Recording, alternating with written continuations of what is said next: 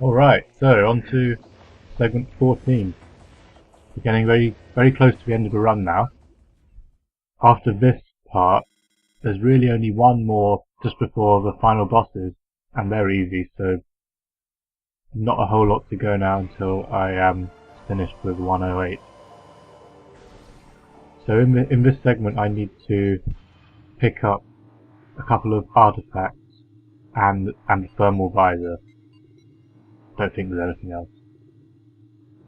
And so I need to go into the pirate labs in Fendrana Drift and go through there up to the control tower for the first artifact. And yeah, in general, I really just don't like speedrunning far Fendrana. It's just, I seem to make more mistakes out here than I do anywhere else. I'm not sure why. Just little things, I guess, like boosting can be more awkward on the uneven surfaces, things like that just make it more annoying to do speedrunning out here. Yeah, since this door takes ages to load, I just hang around, messing around, and I bounce an ice shot off the far wave door and try and deactivate the ice door that way. So now I can't remember what this room is called, but this is the fastest way of climbing it, and I killed those pirates and the turret at the bottom because if I don't do that,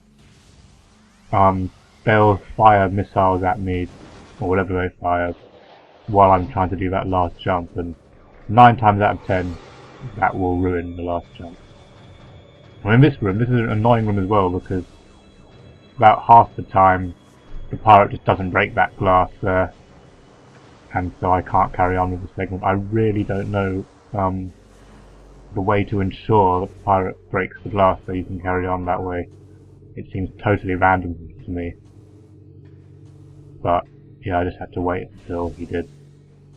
And here we are picking up the first artifact. So that's the quickest way to make the tower fall over. I mean, obviously it's much faster than the supposed way using plasma beam to break the ice.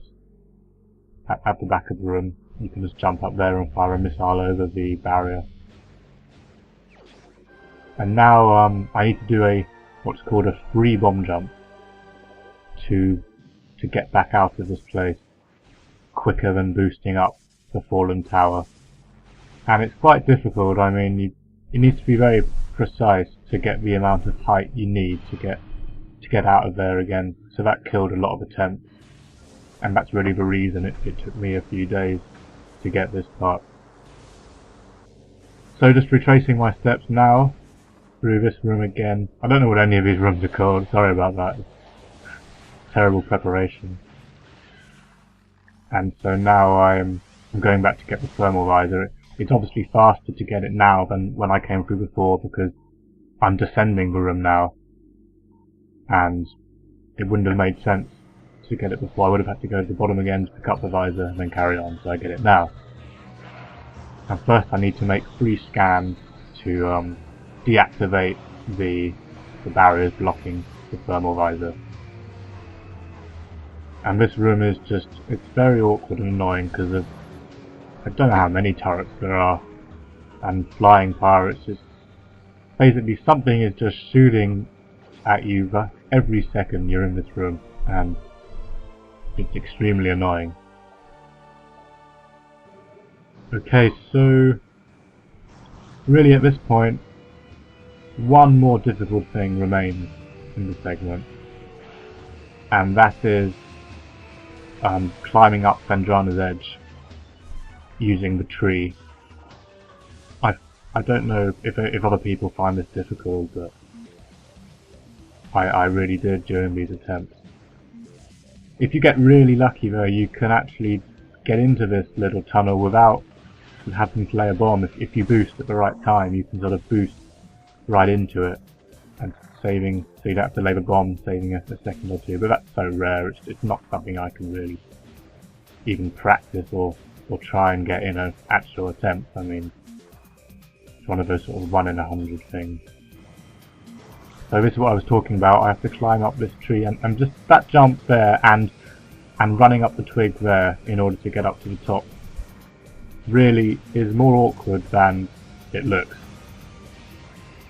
Very many times I got this far and seemingly to me did the same thing but didn't make it up onto the tree with the jump, or fell off the twig as I was running up it.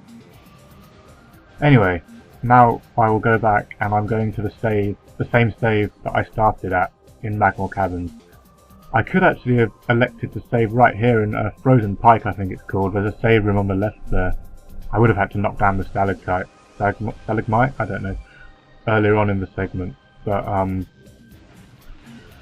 yeah, I chose to carry on so that I could save nearer to farthest, because in the next segment I will need to do the farthest jump to skip him and to get back out of Phendrana Drift the other way, and that's very difficult and random, so yeah, I want it to be as near to farthest as possible.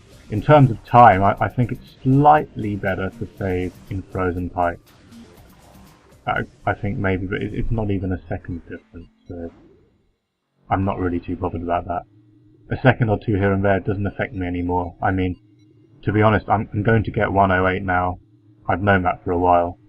And it's also clear that 107 is impossible for me now, so I don't need to really worry about completely perfecting my segments, but obviously that's what I want to do.